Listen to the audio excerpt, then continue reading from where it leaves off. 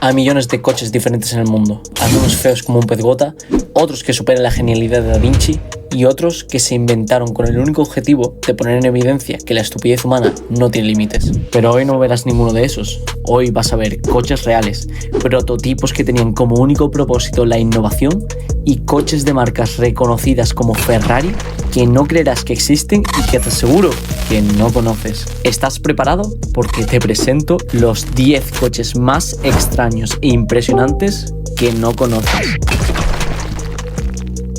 Todos conocemos el Batmóvil, el coche del hombre más molón de los cómics, el putísimo Batman, cuya primera aparición fue en 1939, aunque no se parecía en nada a lo que conocemos hoy en día. Pues, ¿y si te digo que este coche, el Phantom Corsair, no es que se parezca al Batmóvil, es que existió antes que el Batmóvil? Un vehículo de superlujo diseñado por el nieto del creador del ketchup Heinz. Sí, esto no es ninguna coña. Y murió poco después de que se terminara, por lo que solo se fabricó uno, con una carrocería de acero inoxidable y un V8 de 6,4 litros que producía unos apoteósicos 125 caballos. Recordad que hablamos de 1938. Y alcanzaba 180 km/h, un coche digno de Batman que quedó en el olvido por culpa de la salsa barbacoa.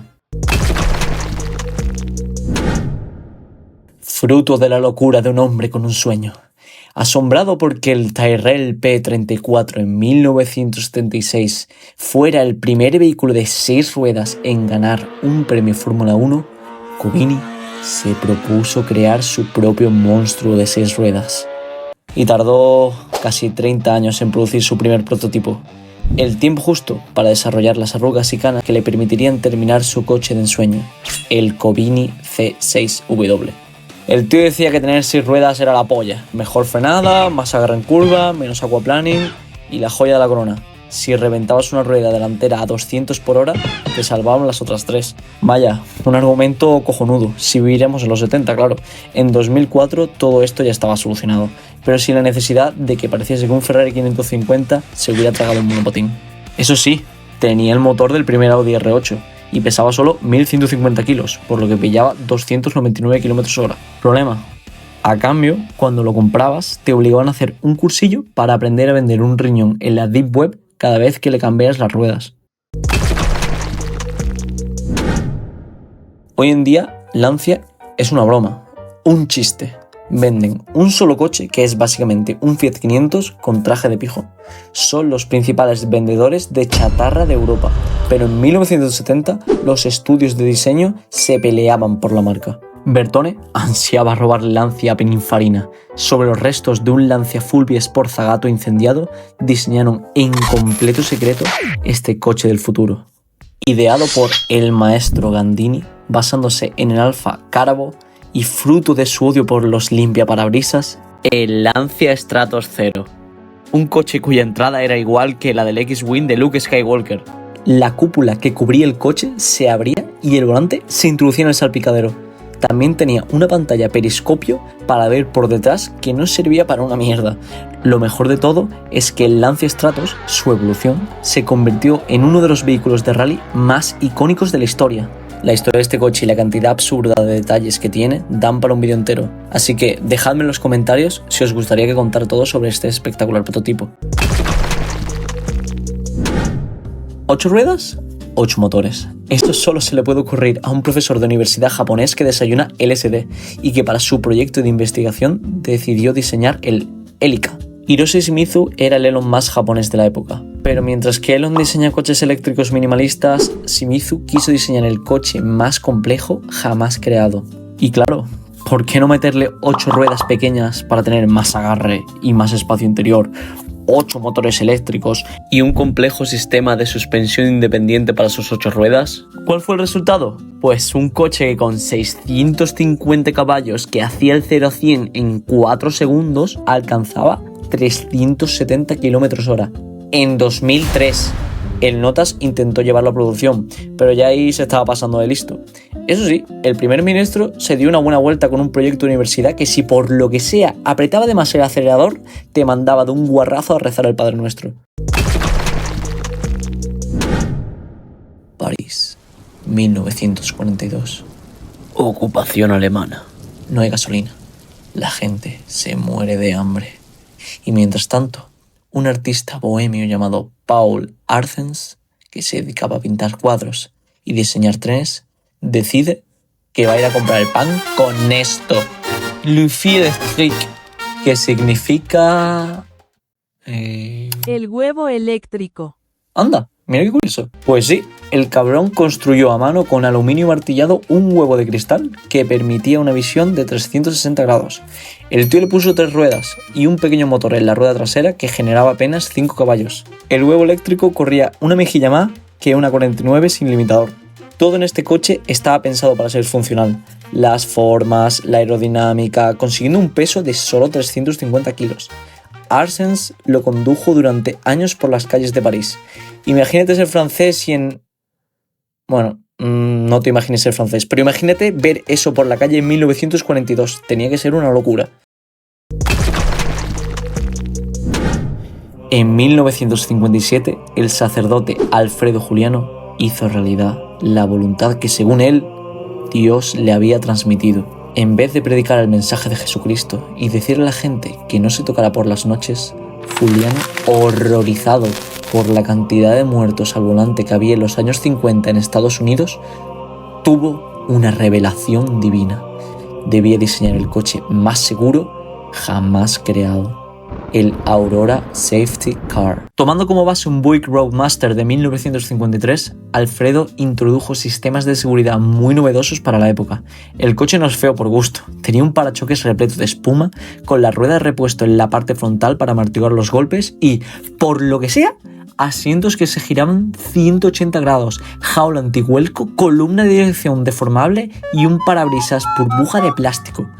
El coche estaba listo para ser enviado a Nueva York, pero el viaje de Connecticut... ¿Qué coño Connecticut? Connecticut a Nueva York, que debía durar unas pocas horas, duró 2 días. El coche se abrió 7 veces y llegó cubierto de grasa y reventado. La prensa fue más cruel con él que los chavales de 8 años con el gordito de la clase. Lo bautizaron como el coche más feo de la historia y lo apodaron la ballena varada. No consiguió ni un inversor. Se rieron de él, de su monstruo, pero no olvidemos que muchas de las ideas de este sacerdote loco son ahora el estándar de muchos coches actuales. Y para añadirle a esta historia una capa de humor negro, mucha gente cuenta que encima el cura murió en un accidente de tráfico. Pues es mentira. El tío murió de viejo. La realidad es mucho menos poética, pero también mucho más triste.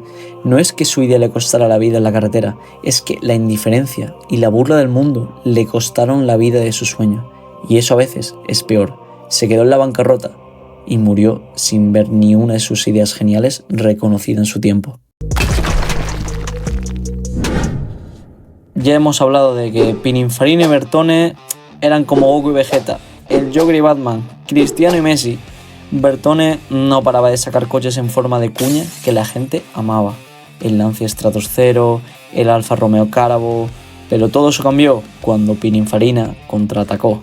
Cogieron un chasis modificado del salvaje 512S y lo convirtieron en el 512S módulo, un berraco con un V12 de 5 litros de 550 caballos que le llegaba por la rodilla a un jugador de básquet. ¿Que la competencia hacía coches de 2030? Pues ellos harían un vehículo que aterrara a los marcianos. ¿Puertas? Eso es para plebeyos. El coche se abre como un caza. ¿Botones para luces? Muy de los 60. Mejor una bola que centralice el control del coche. Porque somos el jodido Ferrari y molamos más que nadie. Pero este Omni en 1970 no se movía. Era una maqueta con un monstruo dormido en su interior. No fue hasta 2014 que el mayor friki de Star Trek de la historia cogió el coche y dijo: ¡a mierda! Voy a hacer que funcione. Y así lo hizo. En 2018 soltó su primer rugido y en 2019 paseaba glamurosamente por las calles de Mónaco, hasta que se incendió estrepitosamente y tuvieron que repararlo rápidamente. El precio a pagar por despertar a la bestia dormida. Chris Bangle fue el desgraciado responsable de que en BMW pasáramos de esta preciosidad a esta aberración. Con la ruedecita de los cojones, que lo cambiaría todo. Pues bien, el coche de esta posición es el resultado de dejar suelto y sin supervisión a un hombre como Chris Bangle. Este es el BMW Gina, según Chris, un experimento filosófico, porque claro, mejor que un coche rígido es un coche con un chasis de aluminio, con actuadores eléctricos recubierto de licra, que cuando se le abran las puertas parezca que le estás arrugando los testículos a un viejo. Para ver el motor robado del Z8 tienes que abrirlo en canal como si fueras un cirujano de robots, y el alerón tiene vida propia. Y la guinda del pastel, el coche parpadea. El jodido coche parpadea. Te está observando desde la distancia, como Sauron, pero no busca anillo, busca a alguien que le libere de su sufrimiento. He de reconocer que pocos coches me han sorprendido tanto como este. Es un condenado coche de tela, mola un huevo, nunca mejor dicho. Pero si lo tuviera, rezaría todas las noches para que no pasara por delante de él un loco con una navaja, o que la paloma que ha comido bollicaos del suelo decide que pasar por encima de mi coche es la ruta más óptima al retrete más cercano. Chrysler en los años 60 invirtió muchísimo dinero en crear coches con turbinas en vez de motores de combustión normales. Eran más simples, requerían menos reparaciones y funcionaban con todo: gasolina, diésel, queroseno, hasta tequila y perfume Chanel. Probablemente una de las razones por la que los coches que vinieron después del protagonista de este puesto fueran destruidos. Pero sin irme más por las ramas, os presento el Turbine Power Chrysler Ghia Streamline X, o como se diga. Fue de los primeros coches en ser diseñados con un túnel de viento. Consiguió un coeficiente de rozamiento de 0,20 y fue el primer coche de la historia basado en una nave de Star Wars. Esto me lo acabo de inventar, pero suena convincente. Lo que sí que es cierto es que se buscó que fuera lo más ligero posible y el diseño está 100% inspirado en los aviones a reacción y cohetes de la época. Inicialmente tenía un motor de 4 cilindros con 1,5 litros, pero en las oficinas de Chrysler, un notas que seguramente se echara en el café algo más que azúcar dijo: "Y yo, ese coche es una nave espacial, métele una turbina a ver qué pasa". Por lo que sea, le hicieron caso y ahora tenían un coche que generaba 70 caballos. A 60.000 revoluciones.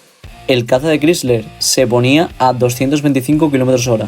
Y así fue como Chrysler, la marca que hoy conoces por sus berlinas para jubiletas y sus muscle car con sobrepeso, creó en 1955 un coche que sonaba a futuro y bebía tequila. Un proyecto tan jodidamente revolucionario que, como vimos, la competencia y los jeques del petróleo probablemente tuvieron que hacer un par de llamadas para asegurarse de que nunca llegara a la calle. Le pararon los pies, sí, porque tenían miedo de que despegara. Menciones honoríficas. Como ya hablamos, el Alfa Romeo Carabo, el papi de los coches en forma de cuña, que no llegó a entrar en el top porque el Stratos mola más. El Amphicar 770, un coche que es mitad barco, mitad coche. Mola un montón y pensé seriamente en meterlo, pero ya hay varios coches que han hecho esto y descarté la idea. Rolls-Royce Fab 1 de Lady Penelope, un coche de Tom y Jerry que Rolls-Royce permitió para una serie de marionetas, pero que nunca llegó a fabricarse por Rolls, pero sí por algunos flipados. El Pil P50, lo puedes montar tú como un mueble de Ikea, no tengo nada más que decir. Plastolin Special Tank Car, ¿a dónde vas con un motor de 29 litros flipado? El Dymaxion, la única vez en la historia que alguien diseñó un coche inspirándose en un supositorio y un pez al mismo tiempo. 3 ruedas, forma de cepelín y más inestable que tu exnovia un día antes de la regla. El Lamborghini Marshall, un prototipo diseñado por Gandini con las puertas y el techo de cristal, con una historia muy guapa detrás, al que ya le hice vídeo, podéis verlo aquí arriba. Y llegamos a la joya de la corona. Este es el caza GM Firebird 1. Fue el primer caza diseñado por General Motors, pero con 4 ruedas. Si los anteriores coches de la lista pretendían parecerse a aviones a reacción, este lo es. 360 caballos. En este misil el escape se ponía a 675 grados, calcinando cualquier ser o ente que se pusiera tras él. A más de 160 km/h era inmanejable, parecía que iba a despegar. Pero si crees que esto era todo, hicieron 4 diferentes. El Firebird 2 era la antítesis del 1. Querían hacer un cohete familiar de titanio. Fue el primer coche de la historia teóricamente autónomo, compatible con una futura autopista de control electrónico, donde un cable guía en el asfalto controlaría el coche automáticamente, Pero si el 2 era loco, espérate a ver el 3. Porque a algún listo de General Motors se le ocurrió la brillante idea de tener una llave ultrasónica para encender un coche que no tenía volante, ni pedales, ni palanca de cambios. Porque claro, esas cosas son pasos normales. ¿Que cómo se controlaba entonces? Pues con un joystick del Atari, que pareces tonto, colega. El cuarto ya era un Show-Car sin motor, mucho menos bestia, pero sigue molando. Y por demostrar que el único límite era la imaginación, los GM Firebird se coronan como los más extraños e impresionantes que han pisado este planeta. Un símbolo de lo que fue General Motors en una época en la que su filosofía era crear un coche para cada bolsillo. Una época en la que a sus diseñadores se les daba un papel en blanco y les decían: crea nuestro futuro. Ellos veían el futuro no como algo a lo que adaptarse, sino algo que inventar, cimentados en poderosos V8, con algunos de los mejores diseñadores de la época. General Motors es una sombra de lo que fue algún día. No supieron luchar contra los coches japoneses. Empezaron a hacer coches clónicos y a matar marcas, hasta que llegó su bancarrota en 2009. Tuvieron que ser rescatados con puto dinero público y ahora tienen el típico discursito de creer en el futuro eléctrico, sabiendo que le deben todo a los coches que crearon. Los Firebird no son solo un recuerdo de coches raros, son el recordatorio de una época en la que los gigantes no tenían miedo. Una época en que se soñaba tan alto como sus cohetes, y aún así, entre la multitud de estrellas, no fueron capaces de divisar el futuro incierto que les esperaba. Nos veremos pronto.